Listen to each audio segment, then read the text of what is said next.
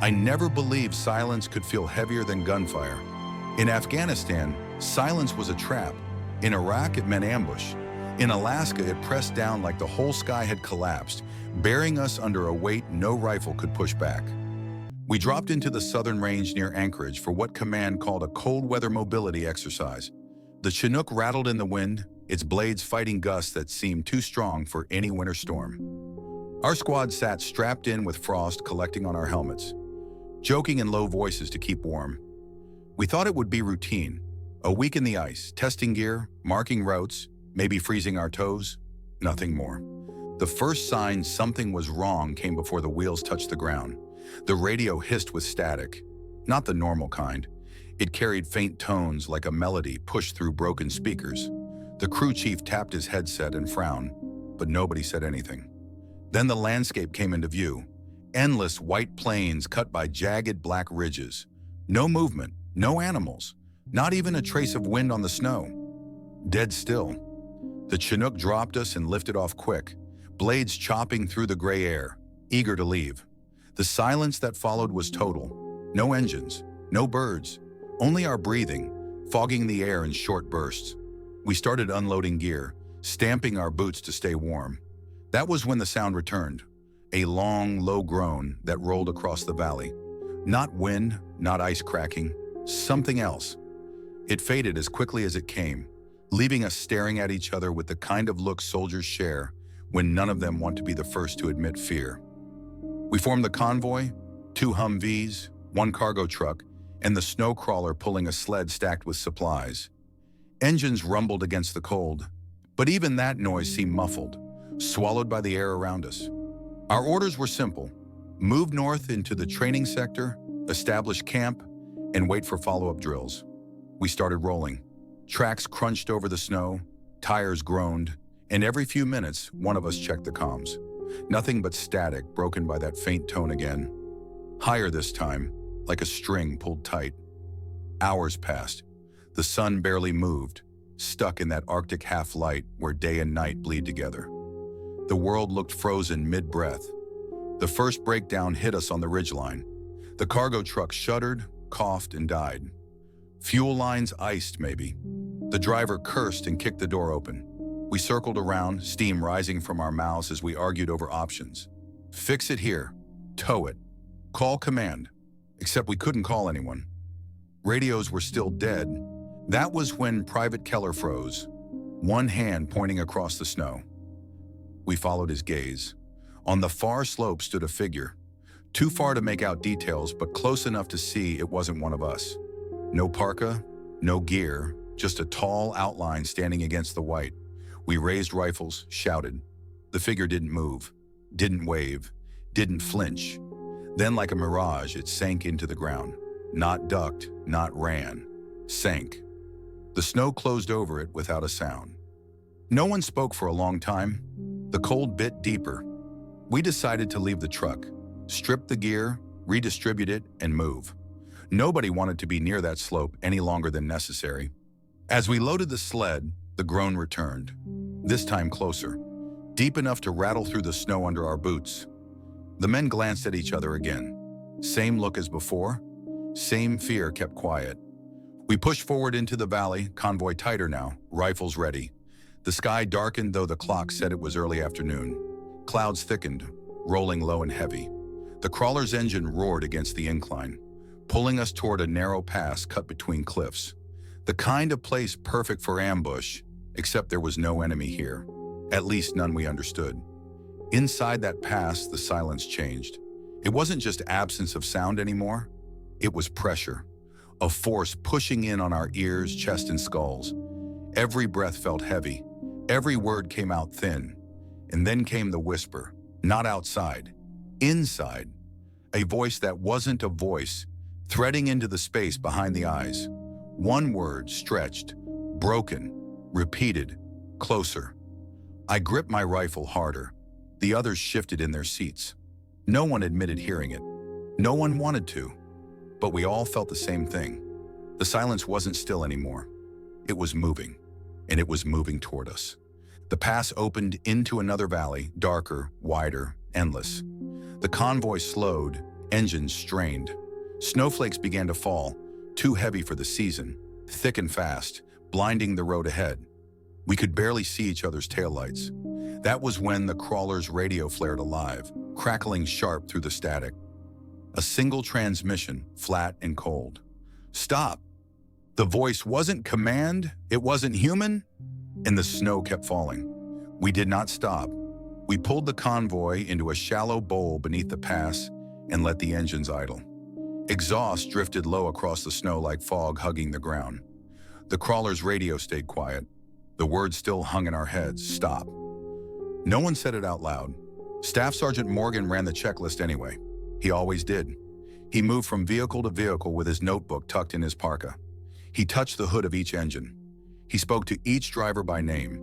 He kept his voice level, steady, practical. That rhythm kept men together when the map turned strange. "Fuel, battery, lines, fluids," he said. "We are not frozen. We are not stupid. We keep moving when we are ready." Mattis watched the ridgeline with binoculars.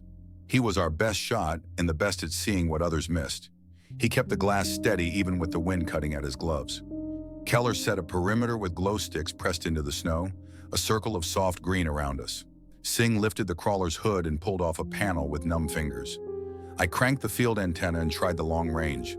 The net hissed, rose to that thin melody, and fell again. I logged the time and the result. Procedure mattered, even when nothing worked. Our orders had been simple. Test winter mobility. Map alternate routes toward an old radar site north of the training sector. The site had a Cold War name and a Cold War problem. Decommissioned. Incomplete records. A string of coordinates that did not match the latest satellite grid. The brass wanted fresh marks on the map, fuel consumption numbers, and notes on choke points. They wanted us to see how the crawler handled slopes and how the tires behaved on old ice. It felt like a work trip with rifles until the radio tone began.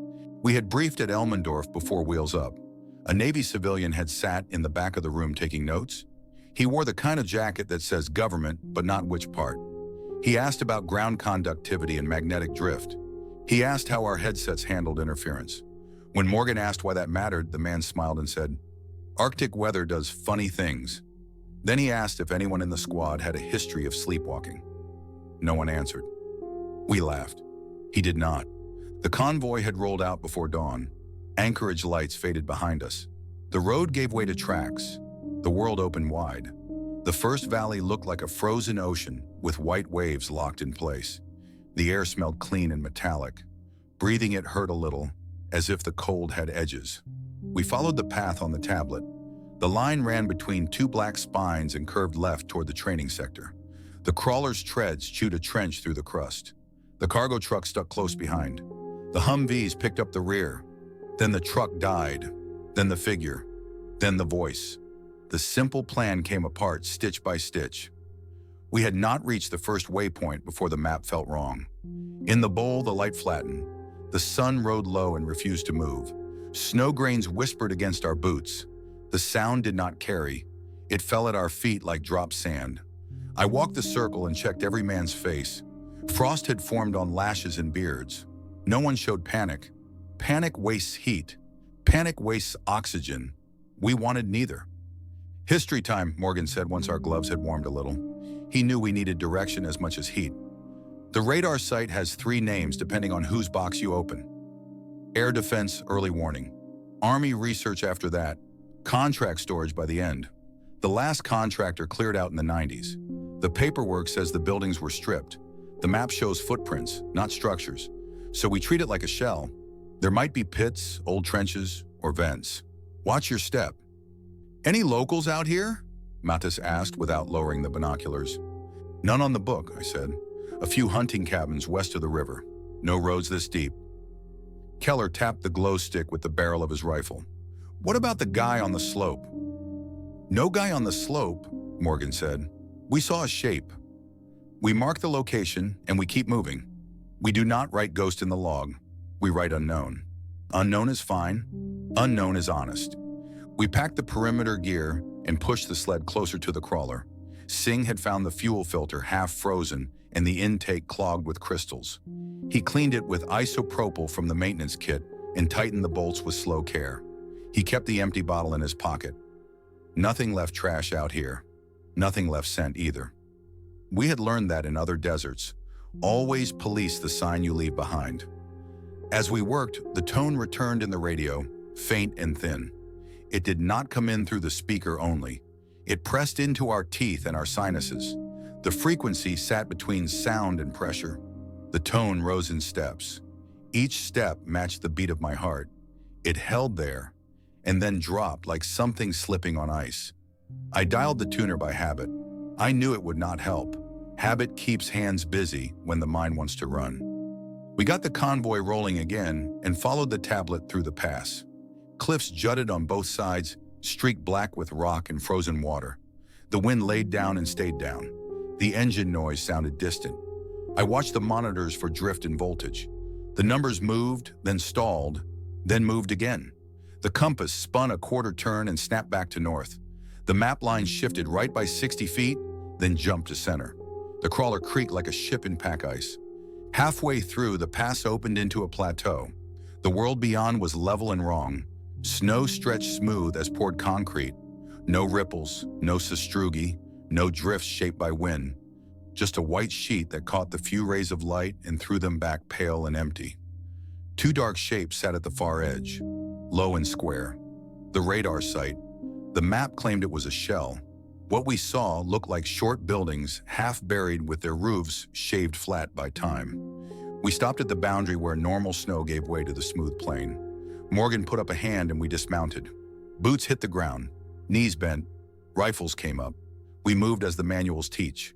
Slow, synchronized, nothing dramatic, no hero moves. The air tasted like iron and old coin. Up close, the smooth snow was not smooth. It was a skin stretched over something. We tested it with a probe. The tip tapped back a hollow tone like wood under a thin veneer. Matisse crouched and brushed with his glove. The skin rejected the glove at first as if static pushed back. Then it let him pass. We all leaned in. Under the crust lay old ice striped with lines the color of ash. The lines ran parallel and tight, like growth rings in a tree. They were too regular for natural layers. We moved toward the nearest structure. Its roof sat a foot under the crust with a square opening dead center, a vent or a hatch. It had a rim of black metal and a circular cap fused in place by the freeze. I brushed the rim and felt a tingling that climbed my forearm to my elbow. My teeth clicked. The radio in my chest rig vibrated without sound. Keller saw me flinch. Static, I said. I wanted it to be static. Singh produced a heat puck. He pressed it onto the cap and peeled back the cover. The chemical started slow, then burned hot. Vapor rose in a straight column. No wind cut it. We waited until the ice at the edge melted into a black ring and the cap loosened. Mathis and I lifted together with a rope looped through the lip. The hatch gave with a hollow snap. The cap tipped back and showed a shaft descending at least 10 feet, maybe more. A ladder ran down one side. Air puffed up from the shaft. It smelled not like rot, but like cold iron and old dust. Behind that metal odor sat something faint, not sweet, not sour, almost electric. "We are not going down yet," Morgan said. "We mark." We check the second building, then we decide. We marked the hatch and moved across the white plain toward the other dark square. Our boots made almost no sound. My own footfalls reached me late, as if the air had to carry the noise around something first. The second building had no hatch. It had a wide crack with clean edges, a rectangle cut through the crust and through the roof below. The edges of the cut were glassy, as if heat had sliced the ice and sealed it again. Inside the crack, a corridor ran away from the opening in a straight line. It was darker than a closed box. Light fell in, touched the floor, and died a few feet in. I leaned near the cut and listened. I wanted to hear the groan we had heard in the valley. I wanted the comfort of a clear sound, even if it scared me. Nothing came up from the corridor. Nothing guided the ear. The quiet had weight again. Keller stood next to me and removed one glove. He let his bare fingers hover over the edge. He did not touch. He closed his eyes for a second, then pulled back and put the glove on. "What?" I asked. "Like standing near a generator," he said. "Not sound. Pressure. Left side more than right. Magnetic. Singh said. He held a small meter from the kit. The needle twitched near the crack and settled out at an angle. He rotated the device. The needle liked one direction and fought the other. He tried to smile. The joke did not land. We gathered in a tight half circle. We spoke low and short. The decisions were easy to list and hard to choose. We could set a surface camp, call it a day, and wait for the next window to try the net. We could flag the site and backtrack toward the ridgeline, hope the truck still sat where we left it, and try to find a route with better line of sight for a signal. Or we could enter the shell and see what waited beneath the white skin, trusting that the man in the government jacket had not set us up for a fairy tale. Morgan listened to each voice. He did not overrule with volume. He did not need to. He had the record of decisions made before and men who had returned afterward. He traced the map on the tablet with a gloved finger. He checked the light. He checked the wind. He looked at me last. "What does the log say?" he asked. "The net is dead. The tone remains. The compass drifts. The hatch is open. The cut is clean. The site looks colder inside than out." He nodded once. He turned and looked at the crack. He looked at the hatch. He looked at the men. We already knew what he would say. We knew because all our reasons for leaving were about fear, not mission. Fear is healthy until it calls the shots. Then it gets you lost. "We go down," he said. "2 at a time. Ladders only. Ropes trailing. No hero moves. We count our steps and mark every turn. If the air changes, we come back up. If the quiet changes, we come back up. If anyone hears the word again, they say it out loud so it is not theirs alone." "Copy," we said together. We anchored lines to the crawler and rigged the hatch with a second rope. Matthias went first with a lantern clipped to his vest. I followed with the line looped around my shoulder. The ladder was cold enough to bite through the glove and whisper into bone. The shaft walls were smooth and black. Not rock, some kind of coated metal. Numbers were stamped at intervals going down. They were not a model number or a date. They read like depth, but the spacing did not match any standard. At the bottom, the rungs ended on a square platform with a doorless opening and a corridor beyond. We waited for our eyes to adjust. The lantern seemed to dim without actually doing so. Its glow fell on the floor and pressed flat, unwilling to spread far. The corridor ran straight ahead. A faint draft slid across our cheeks from the left. It had no temperature. It was the kind of movement you sense with hair, not skin. The others came down one by one. The weight of their boots on the ladder vibrated into the metal and through our feet. Morgan reached the platform and gave the same nod he always gave before a room entry. He did not pretend it was routine. He treated it like a room entry because that is what we knew how to do. We moved to the T left and right stretched into dull gray. The floor showed scuffs where something heavy had been dragged years ago. The walls had fittings where cables once ran. Here and there, bolts capped off dead ends with plates stamped with simple letters. The letters did not form words we understood. They grouped in 3s and 4s. They repeated with regular cadence. They might have been zones or circuits. They might have been warnings. We chose right because the draft came from left and we were not ready to lean into the unknown pressure. Right felt like choosing our own line for a minute longer. The corridor opened into a chamber the size of a basketball court with a ceiling that rose out of our reach. Frost coated the far wall in geometric patterns that looked like ferns made of glass. In the center sat a metal frame like an empty shelf. The frame held nothing, but every bar hummed when we stood close, as if our bodies tuned it by accident. Bennett, who had said little since the pass, pointed his lantern at the floor near the frame. A smear of color lay under a thin plate of ice. Blue, not paint blue, but sky blue caught in crystal. He chipped at the edge and lifted a thin sheet. Underneath lay a rectangle of fabric sealed in the ice. A patch with a symbol I did not know, and a number I did. The number matched the first digits stamped on the shaft wall. This place kept its own archive. It kept it in the cold and the quiet. Morgan marked the chamber on the tablet. The screen lagged and redrew the lines with a tremor. He looked at the frame, then at us. His face had the expression he wore before a breach. Calculation. Risk weighed against purpose. He touched the frame once with the back of a glove. The hum rose and then sank as if it had taken a breath. We needed to decide how far to push before we lost the line back to light. We needed to choose which unknown to face first, the doorless corridors or the cut in the roof that had no hinge on our side. We stood in that room and listened to the air, waiting for it to tell us what came next. And that was when the quiet changed its shape and began to move again, this time from within the walls. And we realized the setup for our mission had only just begun to reveal its true purpose. A purpose that would force us forward into the rising action, whether we liked it or not. The sound inside the walls started like a shift in air pressure, a low vibration, softer than a hum, but heavier than a breath. It crawled along the corridor and coiled around the chamber, echoing through the frost patterns on the far wall until they shimmered faintly in the lantern light. Every man froze, fingers tightened on triggers. None of us said a word. Then the frost cracked, just one hairline fracture that spread across the glassy pattern. It was enough. The chamber's silence collapsed into the sound of creaking ice, sharp and alive. We pulled back toward the entrance, weapons up.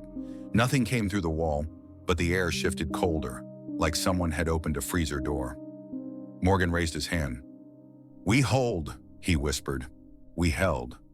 The cracking stopped. The hum faded. Only the frame in the middle of the room continued its faint vibration, steady and calm, as if mocking our nerves. Singh broke the silence. "This structure still has power. Minimal but active. That frame isn't natural resonance. It's fed." "From where?" Mathis asked. His voice was too loud in the chamber. "Below us," Singh said, pointing to the floor. "Or deeper in." Morgan didn't waste time. He pointed back down the corridor. "We regroup at the shaft. Then we decide." We retraced our steps, boots heavy on the frost-dusted floor. Every few seconds, one of us checked the walls, half expecting the cracks to open into something more. But the corridor remained lifeless, empty, too clean for its age. At the shaft, we regrouped. Steam rose from our mouths in short bursts. The air down here seemed colder than outside. "Two options," Morgan said. "Explore deeper or seal the hatch and log unknown structures." Bennett spat into the corner. "Sir, if we walk now, command will just send someone else. Probably less equipped, probably less ready. This isn't just training anymore. We're first on site. It's ours to map." Morgan didn't argue. He scanned our faces. Every man showed the same mix of fear and resolve. We'd been through worse in deserts, in alleys, in compounds where the walls had ears. Fear didn't stop us then. It wouldn't stop us here. "Left corridor," Morgan said. "That's where the draft came from. We track it until we find an answer, or until the rope runs out. No further."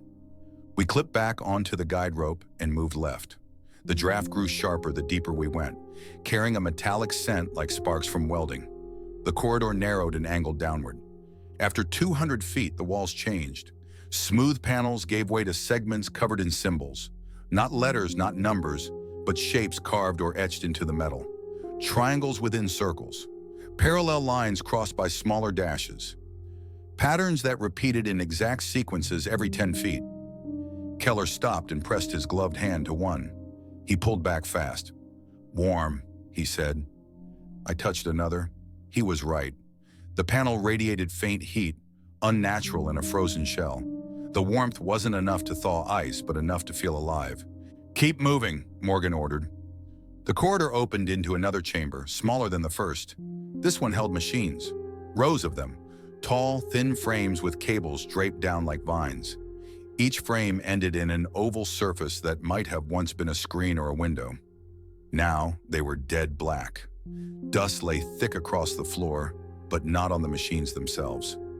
Matas swept his lantern along the far wall. A massive door stood embedded there. It had no handle, just a circular plate at chest height. "Looks sealed," he said. Singh studied the machines. "This isn't radar. Not storage either. It's something else. Power grid maybe, distributed system." He crouched at one base. "These connections aren't military spec. Not ours, not Russian, not anything I know." Bennett stepped toward the circular plate. "Maybe it's an elevator, or access deeper." Before Morgan could stop him, Bennett pressed his palm to the plate. The chamber lit. Not all at once, but in a ripple that spread across the machines. Panels glowed faint blue. Lines of light traced symbols on the walls. The door shuddered, dust falling in sheets. The glow painted our faces pale and hollow, and then the whisper returned. Not through radio this time, not in the skull. It came from the machines, a chorus of voices layered over each other, speaking a language none of us knew. The tone rose and fell, too patterned to be random, too alien to decode. "Back off!" Morgan barked. We pulled Bennett away from the door. The glow dimmed slightly but didn't die. The voices continued, softer now, echoing like prayers in a church. "What the hell is this?" Mantis muttered. Singh shook his head. "Not radar. Not research. This is a system. Still alive. Still talking." "To who?" Keller asked. The question hung heavy. None of us answered. Morgan signaled retreat. We fall back to the shaft. No more direct contact. We turned for the rope. That was when the door began to open. The plate retracted. A seam split down the center of the massive slab. Cold air poured through, sharper than before. The whispering grew louder, faster, as if excited. The door ground apart just wide enough to reveal blackness beyond. Not empty blackness, a moving one. Shapes within shapes, like shadows shifting behind a thin curtain. "Ropes, now!" Morgan snapped. We clipped fast and backed away. The lanterns flickered. The black shapes writhed, twisting against the frame of the door. Something scraped along the threshold, slow and deliberate. Then silence. Total. The whispering cut off mid-word. The glow from the machines drained. The door froze half open. We stood locked in place, rifles aimed at darkness that refused to resolve into detail. My breath fogged thick. The rope tugged against my harness as Mathis pulled me back toward the corridor. Morgan gave the order. "Move, now!" We moved. Fast but not panicked, rope guiding us back through the narrow hall. Boots crunched frost. Lantern beams shook. Behind us, the silence followed, heavy as a body pressing on our backs. At the shaft, we ascended one by one. The climb felt endless, rungs biting into frozen gloves. I looked down once. The blackness still lingered at the corridor's mouth, watching, waiting. We broke the surface into white light and air that felt fresh even at below zero. The hatch clanged shut. Singh sealed it with frost spray until the metal fused again. We collapsed near the crawler, lungs heaving, bodies steaming. No one spoke for a long time. Finally, Morgan broke it. "This site isn't abandoned. It isn't decommissioned. It's active, and it's not ours." The weight of that truth pressed harder than the silence had. We set camp 100 yards from the structures. A ring of glow sticks and heat lamps, enough to mark a perimeter. The men rotated watch in pairs. I logged every detail in the field book. Location, time, conditions, events. The words looked thin against the paper, weak compared to what we had seen. Night didn't fall properly in Alaska. The sky just dimmed until the world felt more gray than black. The horizon bled colorless. The snow reflected every scrap of light. Still, the site seemed darker than the land around it, as if the buildings drank what little glow the world offered. On my watch, I heard it again. Not through the radio, not in my head, out in the open air. That word, closer drawn, long, broken across the wind, but clear. I froze. The valley stretched empty in every direction. No figure on the slope, no animals, just snow. Yet the voice was there, pressing in. I looked at Matisse. He had heard it too. His jaw clenched tight, but he nodded once. Confirmation, not madness. We did not wake the others. Fear spreads fast in the dark. We held our rifles tight and waited for dawn. When the gray light returned, the hatch we had sealed was open again. The frost spray lay shattered around its rim, as if torn from the metal by force. The cap leaned against the edge, half buried in snow. Whatever lived in that silence had not stayed inside, and we knew deep down the rising action of our mission had only just begun. We stood around the open hatch with frost stinging our cheeks. The cap lay in the snow like a coin flipped for fate. No prints led to it, no scuff marks on the rim. Only a light fringe of rime that glittered without melting. Morgan checked the seal we had sprayed. The shards crunched under his glove. He looked at Singh.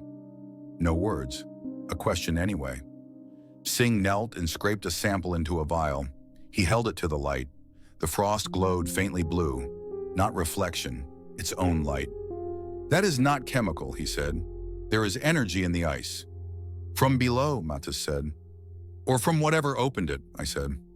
We went quiet again. Not the heavy quiet from before, a practical quiet. Decision time. Morgan lifted his radio. "Convoy net, check." Static. Then the thin tone rose like a needle on glass. He lowered the handset and scanned the horizon. The world looked flat and innocent. It lied. "Two teams," he said. "One topside, one below. No one alone. Lifelines on both." He split us without debate. Morgan took me and Singh for the shaft. Mathis kept Keller and Bennett on the surface with the crawler and the sled. We synced watches. We set a call-out schedule. Every 10 minutes we would speak 3 words into the mic. The same 3 words every time. Alive and moving. Mathis nodded. "If we miss 2 calls, we come after you." "Do not be a hero," Morgan said. Mathis smiled without humor. "You first." We clipped to the rope and dropped back into the shaft. The cold inside bit harder than before. The rungs shook faintly. Not from our weight, from something in the metal. At the base, our lanterns fought the dark. The beam spread, then drew back as if pushed. The corridor to the right sat empty. The corridor to the left breathed a thin draft. The same metallic scent. The same pressure on the ear. We turned left. The marks we had scratched on the wall were gone. The fresh chalk should have stood out on black plating. Clean wipe marks crossed every surface. The wall looked washed. Singh tested a panel with a gloved finger. His gloves squeaked on the metal. He wiped again. The squeak repeated a beat late, an echo with no path. He looked at me. "Sound is not bouncing back. It is repeating." I spoke a single word. "Test." A second later, the corridor returned the word. Same tone, same pace, not an echo, a playback. It made my skin tighten. We moved faster to resist the urge to listen again. The draft strengthened and drew us toward the machine room with the sealed door. When we reached it, the door stood fully open. The chamber glowed with that thin blue light. The machines hummed at a low throb that felt under the ribs. On the floor near the threshold lay footprints. Not ours. Bare feet. Long. Narrow. The toes left deep points. The stride was wrong. Too even. Too measured. The prints crossed the room and vanished at the far wall where no exit stood. Singh crouched over one print. He held the lantern low. "No melt," he said. "No waterline at the edge." Whoever walked here did not warm the ice. "Or the floor took the heat away," I said. Morgan traced the path with his light. The glow on the far wall thickened into a faint haze. Shapes swam in it, not quite images, more like fingerprints on glass. A corridor tried to appear and failed. My watch vibrated. 10 minutes. I clicked the mic. "Alive and moving." The response came from topside at once. Mathis, same words. Steady voice. My radio crackled again before I released the button. Same 3 words. Alive and moving. My own voice. The same pacing. 2 seconds late. I stared at the handset. Singh heard it too. His eyes narrowed. Morgan signaled us forward. Later for the radio. Now for the wall. We approached the haze, the air chilled. My teeth hurt as if I bit foil. A low note thrummed out of the metal and into my arms. The haze lifted, cleared, and showed what lay beyond. A corridor, another one. But not a mirror of this level. The scale was wrong.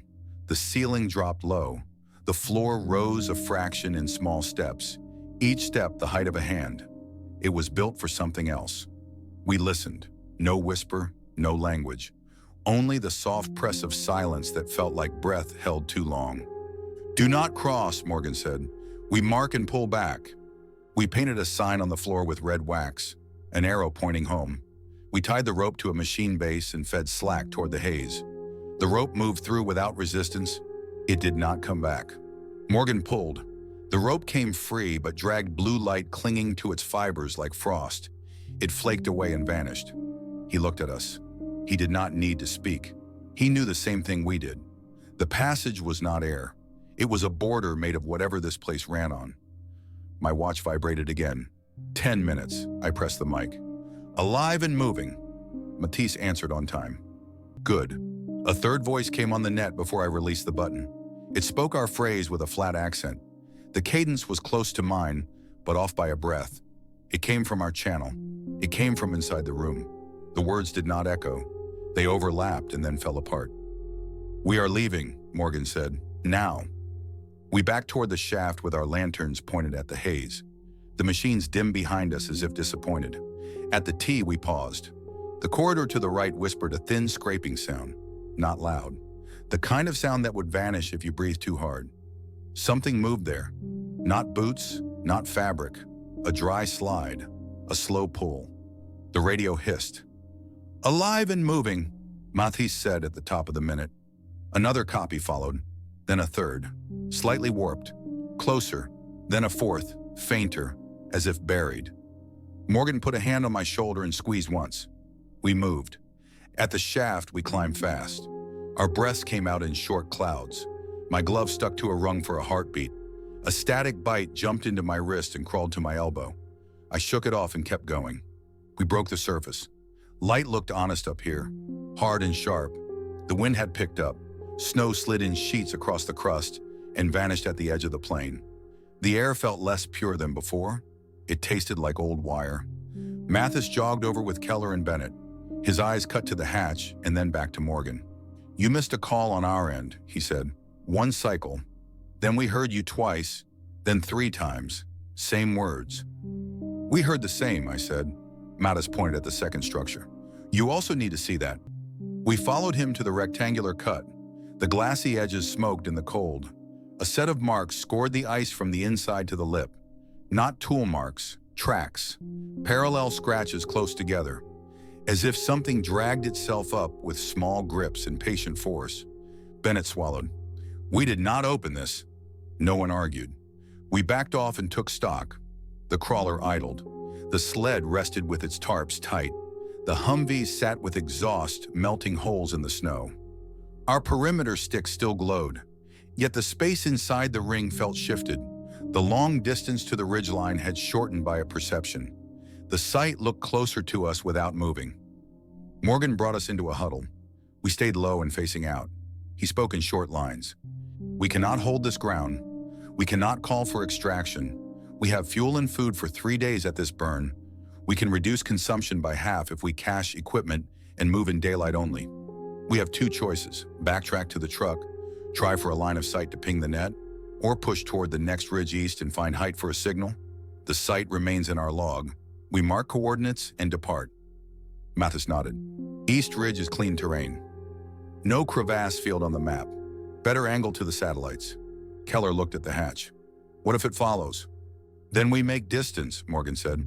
"Silence moves, but vehicles move faster. We do not wait for it." I checked the fuel numbers and voltage. The crawler read stable. The Humvees looked healthy. We could make the ridge before graylight fell. My watch buzzed again. We spoke the phrase, "alive and moving." 3 versions came back. The last sounded like it arrived across a long hallway that angled through rock. We broke camp in minutes. No loose gear, no trash, no sign. The site did not deserve us as guests. It had its own company. The convoy turned east and rolled. The crawler cut through a drift and found firmer pack. The sled bounced once, then settled. The Humvees tucked close. We did not talk over the net. We let the engines speak for us. The ridge rose ahead in a long swell. The surface here looked normal. The skin effect vanished as soon as we left the plane. Snow crunched. Wind hissed. The world returned to what a world should be. Halfway up, the crawler stuttered. The engine note dipped. It fought through and recovered. All our radios popped at once. Not static. A signal. A strong one. A man's voice came clean through. Not the Navy civilian. Not command. A man with a clipped northern accent. Calm and clear. "Convoy, hold your current position." Mathis reached for his handset. "Identify." "Hold, your path intersects restricted field." Morgan raised a hand. We stopped. The voice did not repeat. It waited. "This is Staff Sergeant Morgan, training unit en route to Sector 3. Who is this transmitter?" "Do not crest the ridge," the voice said. "If you do, you will not reach the other side." We stared at each other. Snow hissed across our boots. The ridge stood ahead like a blunt knife. State authority, Morgan said. Authority is irrelevant, the voice said. Listen or do not. The result's the same. The note under the voice sounded like distance, not echo, the smear of a large room, metal walls, the exact timbre of our machine chamber. Source your coordinates, Singh said, trying a different path. Beneath your feet, the voice said. Silence stretched, again the heavy kind.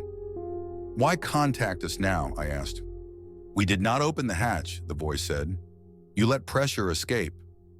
You changed the ratios. We try to limit spread. Spread of what? Mattis asked. Absences, the voice said. The word scraped.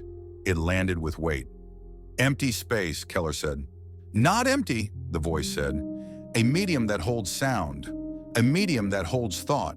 It accumulates what is carried to it, then it returns it, not always on request. Why in Alaska? I asked, almost to myself. Because cold slows everything, the voice said, and because the last war needed answers. The line clicked. A new sound filled the net, not speech, the thin melody from the Chinook. It rose and held, then it cut.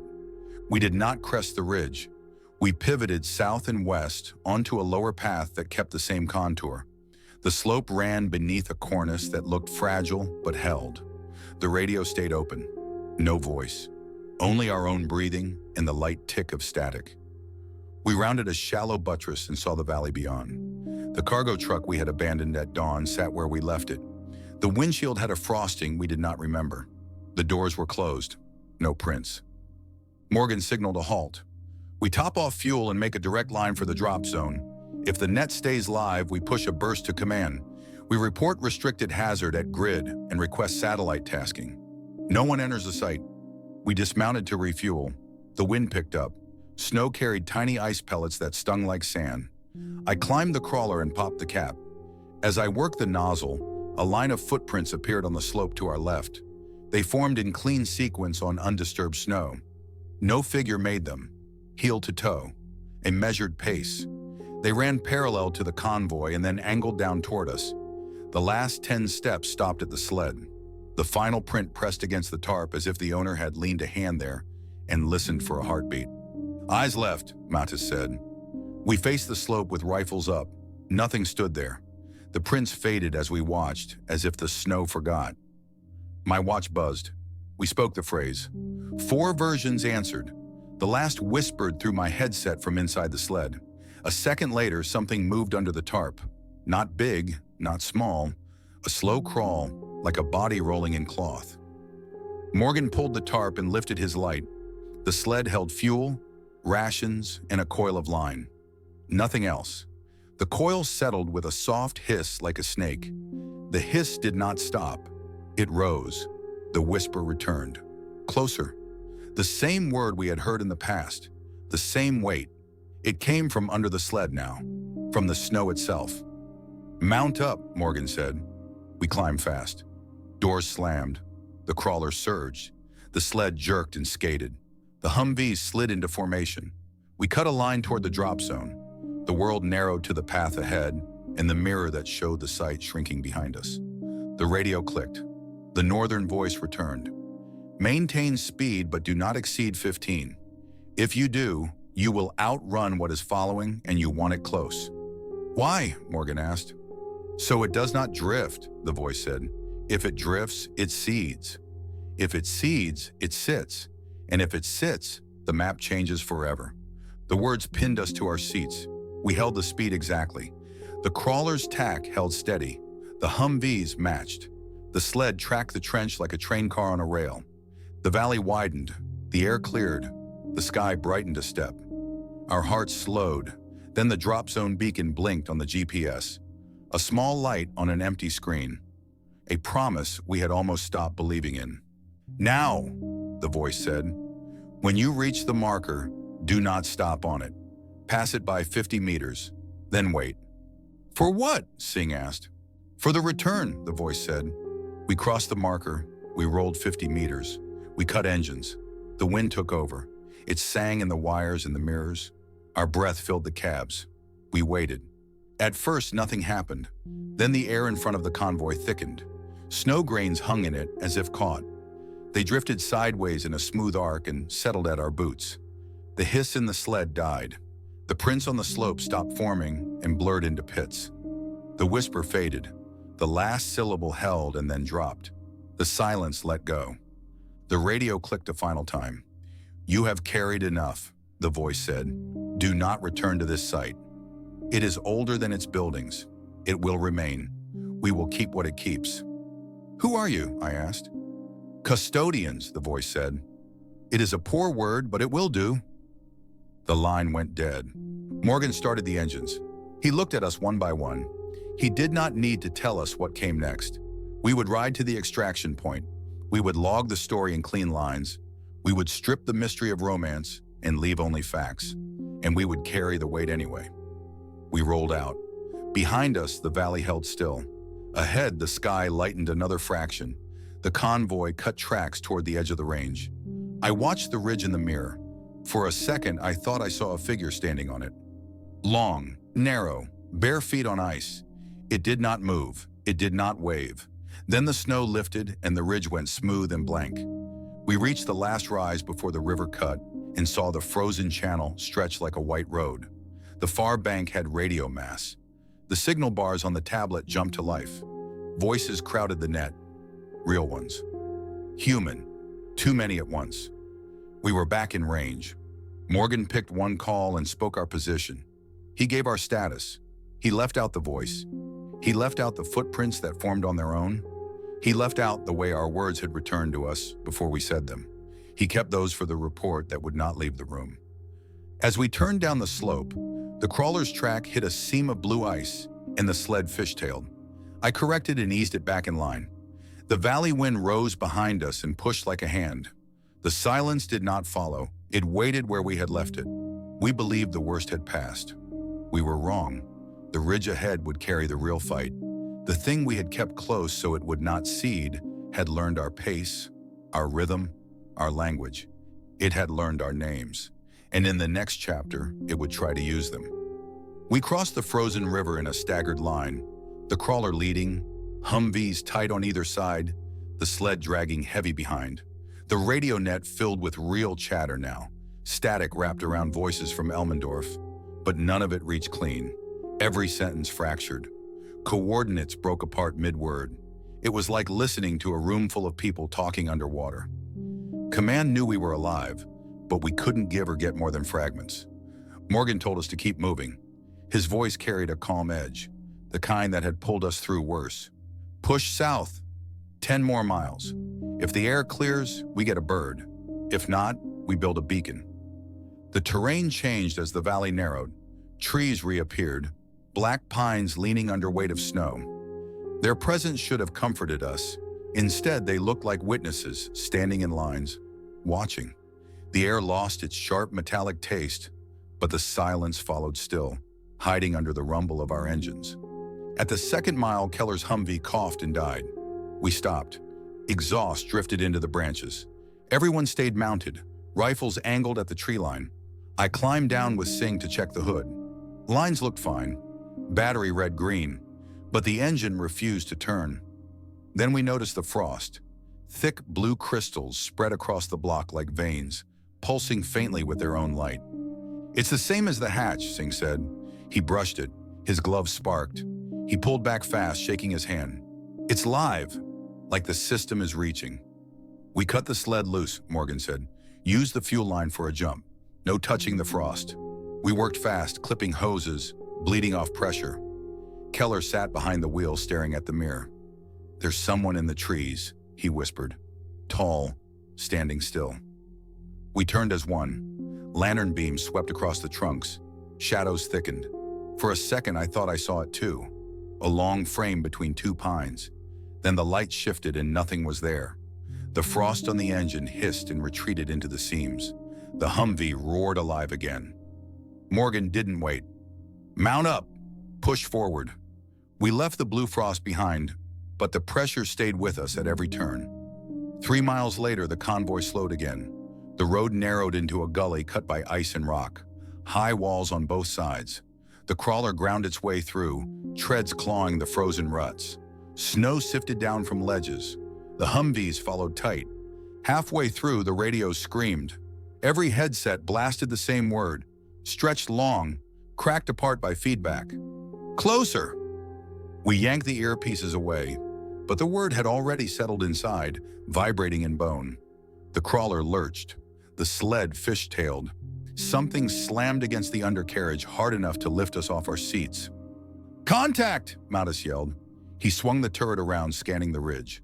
I leaned out with my rifle, sight sweeping the slope. No muzzle flash, no movement, only snow and shadow. Then the impact came again. Not from above, from beneath. The crawler bucked, metal groaning. Snow cracked at its treads. A shape pressed up from under the crust. Long, thin, segmented like a spine. But it wasn't solid. It was made of shadow packed with frost, shifting with every strike. Punch it! Morgan barked. The crawler's engine roared.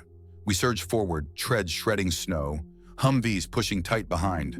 The shape followed beneath us, rippling through the ice, striking again and again. Mathis opened fire. Tracer rounds slammed into the crust.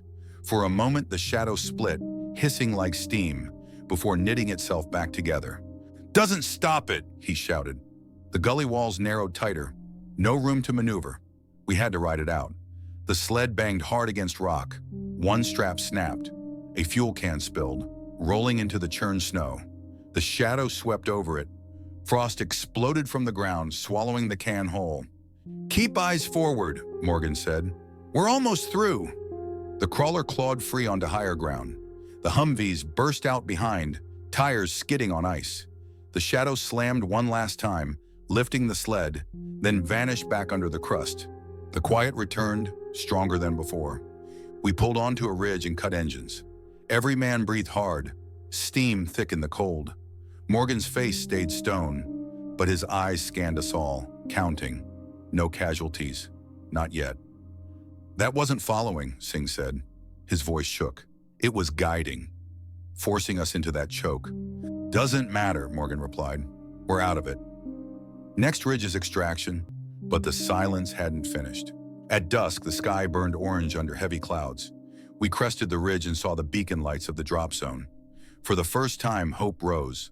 A helicopter sat on the ice, rotors tied, crew crouched by the landing struts. They waved when they saw us. We pushed the convoy faster, engines growled. Snow flared behind. We closed the distance until I could see faces under helmets. Then the radio cracked again. Do not approach. The voice was command, clear, crisp, no distortion. Say again, Morgan answered. Do not approach the airframe. It is not ours. We froze. The Humvees braked hard. The crawler idled. Ahead, the crew still waved, faces pale, movements slow. Too slow, like they were repeating motions, not making them. Singh grabbed binoculars. His hands shook as he lowered them. They're not breathing steam. We stared. The men by the chopper had no breath in the cold. No condensation from mouths. Just pale shapes standing in rhythm, repeating the same gestures again and again. One of them raised a hand and beckoned. The radio hissed. My own voice came through, perfect mimic. Come on, we're safe now. Every man stiffened. My mouth went dry. Back it up, Morgan said. Back it up now. The crawler reversed hard. The Humvees swung wide. Down below, the false crew dropped their arms in unison. The helicopter's rotors twitched, though no one touched them. The silence rose in waves. Then the beacon lights winked out all at once. Darkness covered the drop zone. The real extraction came minutes later. A Chinook roared overhead, floodlights cutting white arcs through snow. The false helicopter below flickered like a projection, then collapsed into shadow, melting into the ice until nothing remained. The Chinook circled. Command's voice came again. Convoy, confirm status. Morgan keyed his mic. Alive and moving. Hostile mimic at drop zone destroyed itself. Request immediate lift.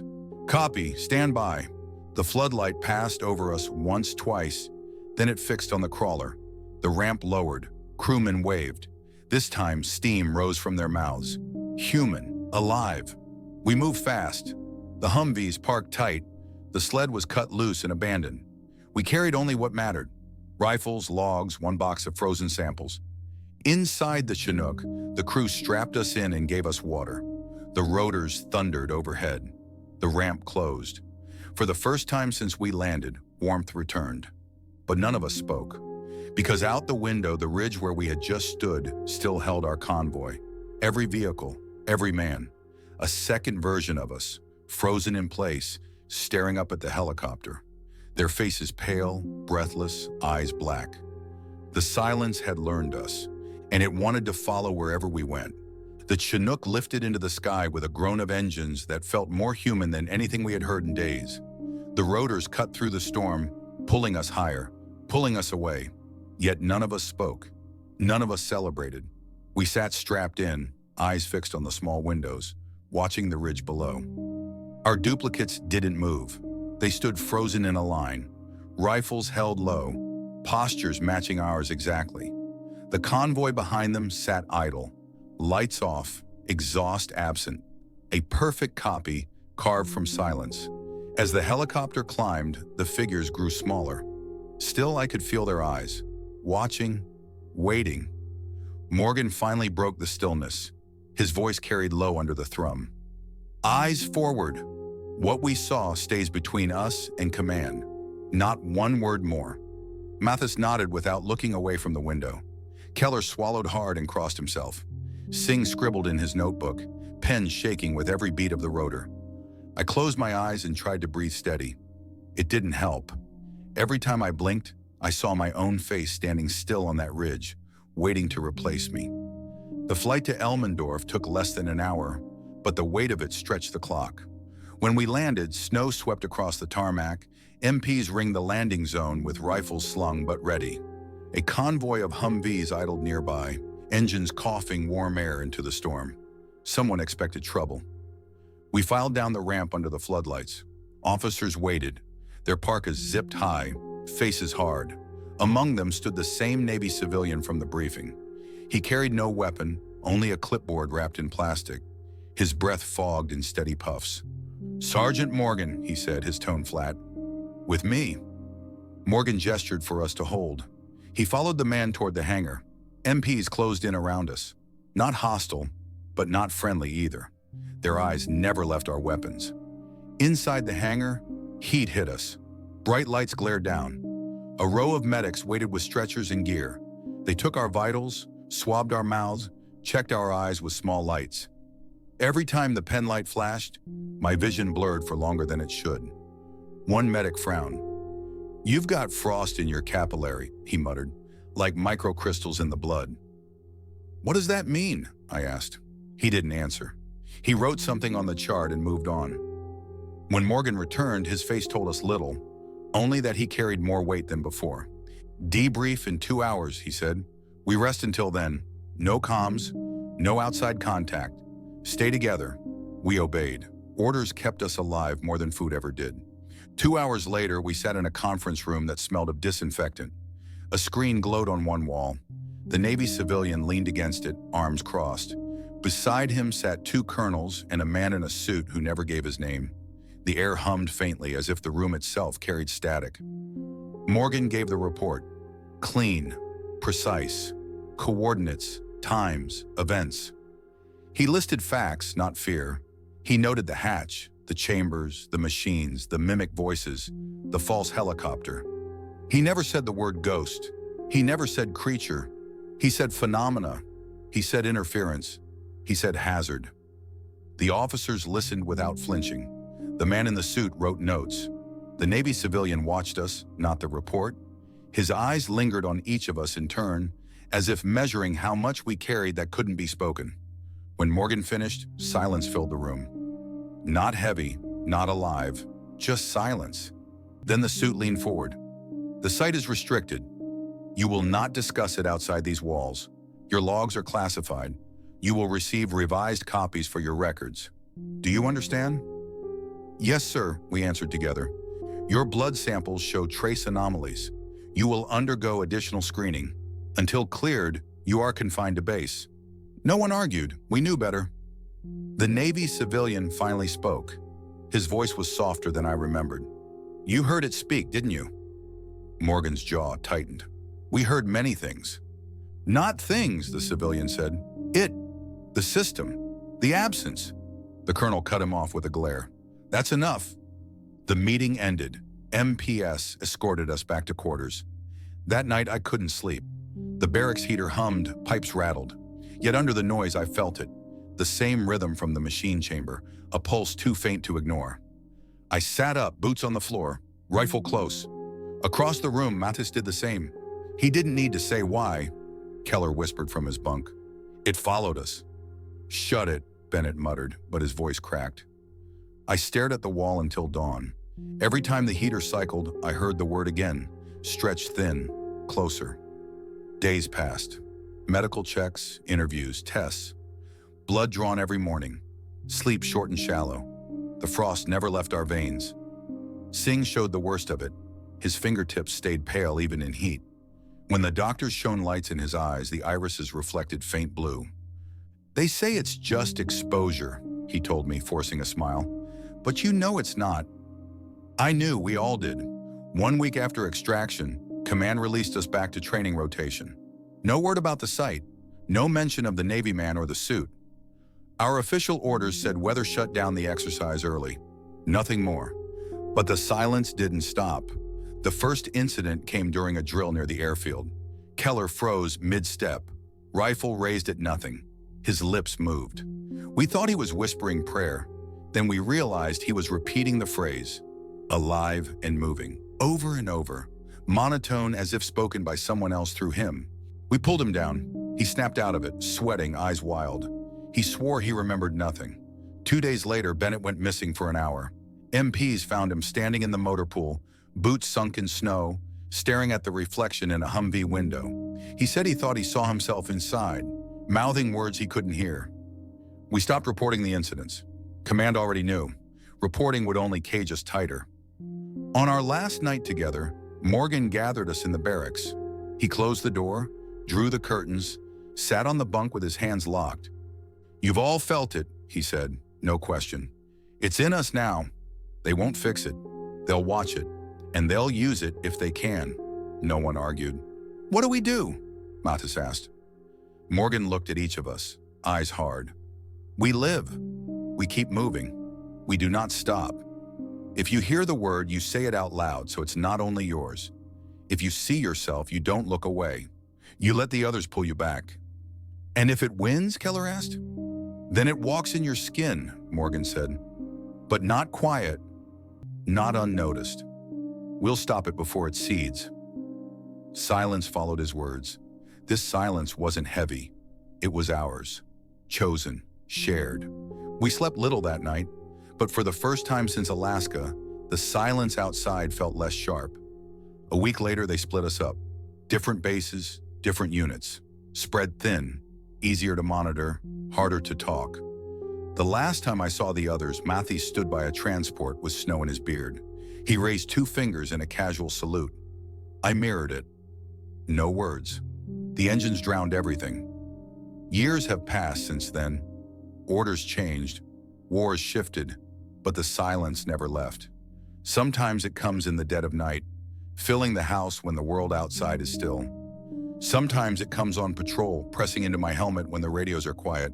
And sometimes when I speak into the mic, I hear my own voice answer back. Alive and moving, not an echo, not mine. Something still waiting. Something that learned us in Alaska and has not let go. The years blur together now. Deployments stitched into each other with too many faces lost and too many places that never made the news. But one memory cuts through them all, sharp as broken ice, that valley in Alaska, where the silence breathed and the snow listened. I kept the logbook, not the redacted copy command handed back, but the original, pages smudged with frost and ink. Sometimes I read it at night, the words steady on the paper, but alive in my head. Each entry carries more than times and coordinates. It carries the weight of voices that weren't ours, steps pressed into snow that no human left. I never hear from the others now. Official orders scattered us across the map, and unofficial orders warned us not to seek contact. Still, I know they feel it. I can tell by the way their names surface in strange places, lists, rosters, footnotes, and then vanish again. Custodians, that voice had called itself. A poor word, but it will do. Maybe command took the word to heart. Maybe we're the new custodians, carrying something we never asked for, something that never leaves. The doctors called it residue. They said microcrystals form in extreme cold, dissolve with time, leave nothing behind. But sometimes, under certain lights, I still see the faint blue in my veins. Sometimes when I close my eyes, I feel the rhythm of that machine frame humming under my ribs, slow and patient, as if waiting for the right moment to speak again. What unsettles me most is not the memory of the figures on the ridge or the false helicopter or the whisper in my own voice. It's the small ways it creeps back, a phrase repeating across the comms with no origin, a reflection holding still a heartbeat longer than I do, a draft of cold air sliding through a sealed room. Each time it happens, I think of Keller whispering the phrase with eyes empty, of Singh's fingertips glowing pale in lamplight, of Mathis lowering his binoculars and swearing the trees moved when the wind didn't. We were told the site would remain sealed. Satellites would watch. No one would enter again. But things like that aren't buried forever. Ice melts. Maps shift. Someone will stumble onto it, maybe decades from now, maybe tomorrow. And when they do, they won't know the rules. Keep it close. Don't let it seed. Don't stop moving. They'll treat it like empty ruins, like harmless history, and the silence will learn them too. I wonder if that was always the point. Not to end us, but to carry on through us. A medium that holds sound, that holds thought, not empty at all. Just waiting for a voice to borrow, a name to repeat, a step to follow. If you're hearing this, maybe it means the silence has drifted. Maybe it's seeded after all. Or maybe it means command let this record slip through, either as a warning or a test. I can't say which. All I know is that it started in Alaska, where we thought we were alone, where we thought silence meant safety. We were wrong. Silence moves. It follows. It learns. I still repeat the phrase sometimes when the night grows heavy and the air feels too still, alive and moving. It doesn't chase the silence away, but it reminds me I haven't stopped yet. None of us have. Maybe that's all that matters. Keep moving. Keep breathing. Keep speaking so it doesn't take your voice for its own. Because once it does, once you hear yourself answer back, you'll know the silence has come closer, and it never leaves. You're still watching without subscribing? Fix it now. Hit subscribe. The next story's coming. In the comments, share your country, the time you're watching, and if you've ever had an incident like this, tell your story.